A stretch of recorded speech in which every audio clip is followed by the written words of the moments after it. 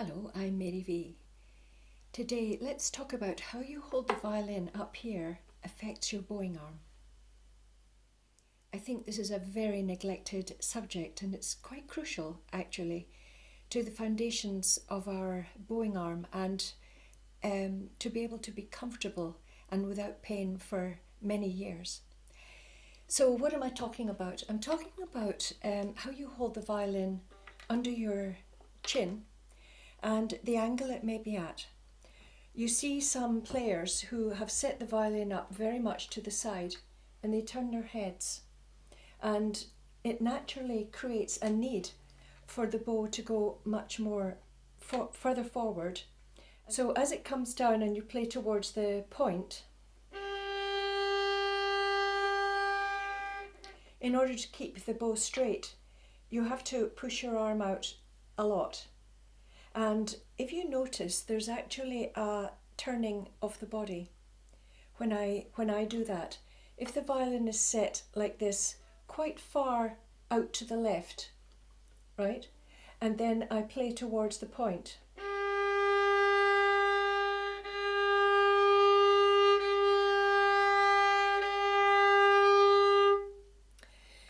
Now that happens to most people, that there's a very slight turning of the body in order to reach the point. This isn't desirable at all, and it's not necessary to have to reach out so far beyond the comfort of the arm. So what's to be done about it? Let me show you the difference between this and this, where everything is set out in front of you. There's absolutely no need for the violin to be so far, and you have to turn everything, and then you have to actually turn your body in order to reach the point.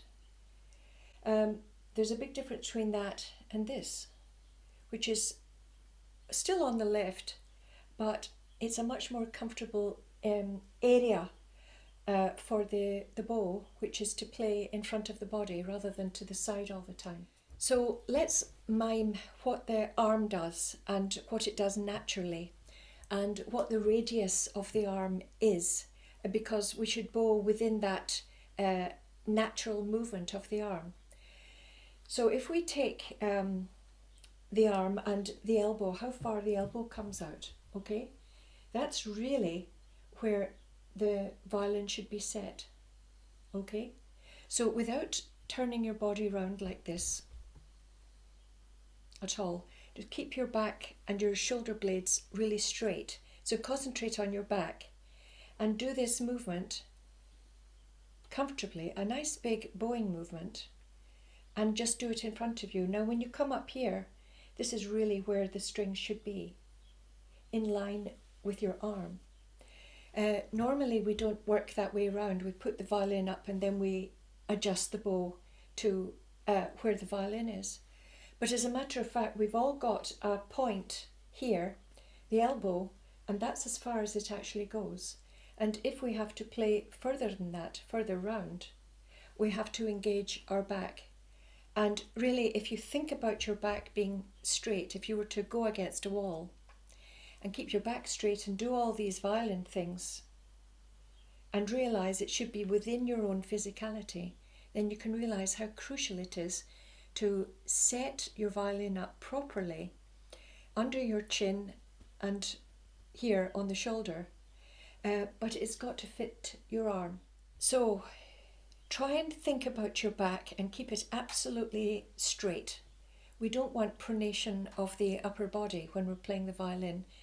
It leads to lots and lots of pain and problems later on. So let's get it right now. So let's have a look at it in action, and watch my elbow.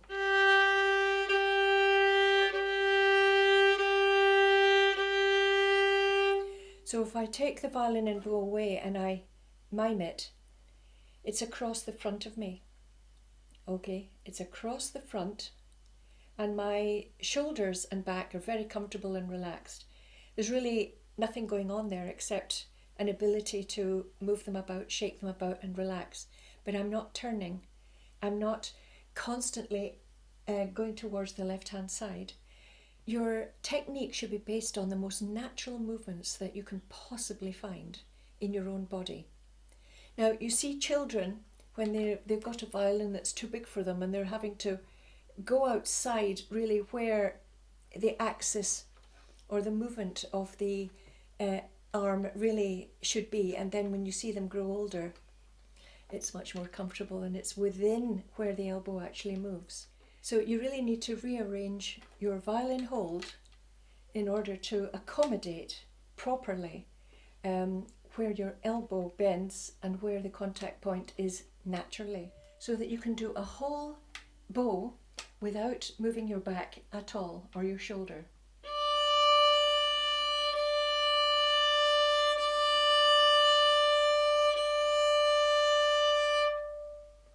When you're within the natural movement of the arm and you work it out and the violin is in the right place, you're giving yourself a chance to have a much better bowing arm, make a better sound, everything is improved.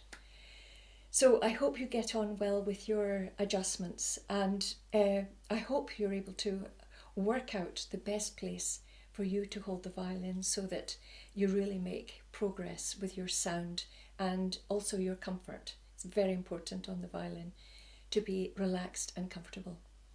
So I'll leave it there and I'll say bye-bye for now. Bye.